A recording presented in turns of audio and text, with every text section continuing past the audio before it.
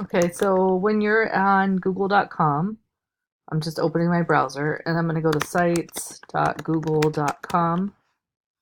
Once I'm there, I'm going to log in as me.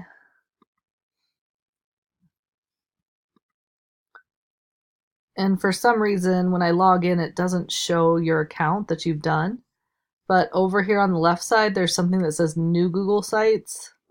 And those are the sites that you've just done. So when you click on that, you should then be able to see your site that you created earlier. Then you're going to go ahead and click on it. And you should be back in your Google site so that you can edit it, add pages, add your bio, and everything. So I hope that helps. What you need to make sure you do is you go to that little button on the left-hand side called New Google Sites when you first get there.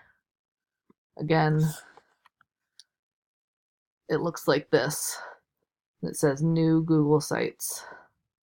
All right, I hope that helps.